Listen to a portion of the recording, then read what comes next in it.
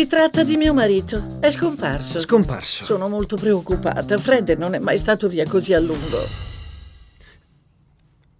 Da quanto è scomparso? Dal suo funerale. Beh, posso cominciare subito.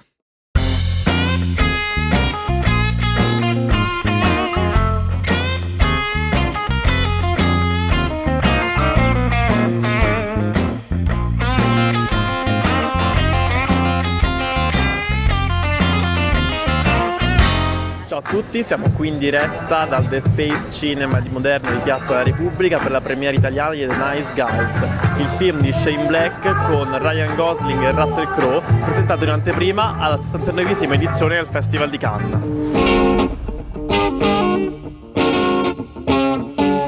Sei un investigatore privato. La mia è una professione complicata, ok? Piena di sfumature. Questo è sangue, tanto sangue! Tu pesti le persone e ti fai pagare? Sì. Triste, vero? Quanto vuoi per pestare la mia amica Janet?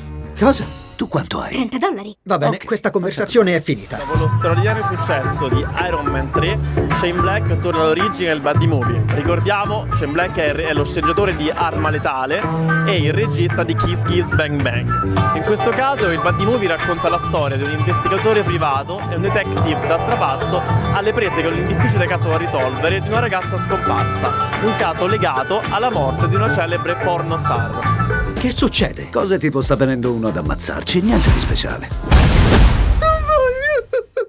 Ehi, comportati da professionista. Mi dispiace.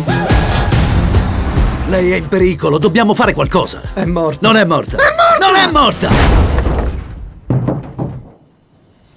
Dopo aver presentato il film al Festival di Cannes e aver sfilato sul red carpet più prestigioso del mondo, Russell Crowe e Ryan Gosling saranno qui al The Space Moderno di Roma. Siamo noi che inseguiamo loro o loro che inseguono noi? In attesa di scoprirlo, restate con noi.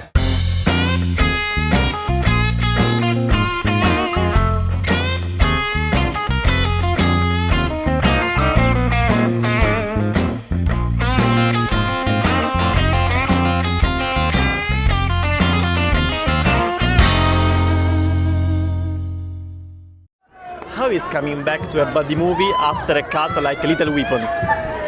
You know, it's always been fun to do this sort of thing. I've always thought that there's 100 detective movies to be made. Lethal Weapon was more of a thriller with jokes, but it was a thriller. This, we kind of deconstruct the tough guy a little more. We try to make it a little more offbeat. The things that you're used to, the kind of tough guy tropes, we try to stand them on their head a little bit so that they're not what you would expect. And that's, I think, where it comes from, taking an edgy, real, serious mystery story and making it a thriller, but then it's also funny. It's not just a comedy. I like that about it. I like that it's funny, but not just funny. And so we had to carry a torch, man. We had to represent for the tradition and the legacy of private eye films and detectives that have come before us. And I think we did that. We also made it very full of laughs at the same time. So I'm pleased with it. Tu non sei così, non sei un assassino. Ho ucciso 3 persone. No, ma io dico nel profondo. Senti, se vieni qui e mi peschi a sangue, fa parte del lavoro, lo accetto. Ma tu che fai? Mi fai incazzare. The 70s in LA were just a prime arena, I thought, for this, because it was a very compromised time. LA was a faded paradise. In the 70s, the smog was everywhere. Kids had to go inside. They'd get sick if they stayed outside. You had the Hollywood sign falling down, crumbling. Porn everywhere.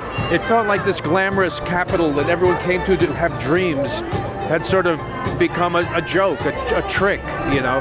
And I thought that kind of crumbling, real sort of shady LA was almost romantically the perfect place to put these people. The romance had faded, and these guys have to reinstate it. They have to step up and become something they didn't know they had the capability to be.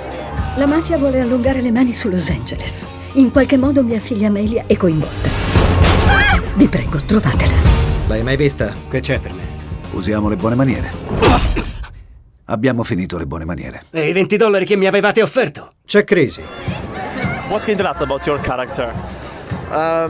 It was just a lot of fun. You know, there's a lot of physical comedy in the film, and it's very silly, but there's also like a dramatic undertow to it that's interesting. So there was a lot going on. It was you know, it's really just a Shane Black movie. If you've ever seen one of his films, it's kind of quintessential Shane Black. You think you will have such an open relationship with your children like your character? God, I hope not. This guy's the worst father ever. Well, both the characters that Ryan and I play in this movie are very shambolic and at the lower end of society, you know. But my character's at least aspirational. I'm not quite sure where Ryan's character fits into that. A lot of noise. A lot. You know, Shane has a lot of experience in the business and was comfortable enough to let me and Ryan play around, you know. So he knows that the two of us are going to always stay to the spirit of what he intended, you know, so that gives us a lot of space. And, you know, the key to working with another actor in something like this, or the thing that people call chemistry, is simply a matter of listening to each other. So you don't make assumptions what the other actor's going to do or what you think the character should do or whatever. You just listen in the moment. So as soon as he says action, if Ryan takes a left step, then I just go along with him, you know.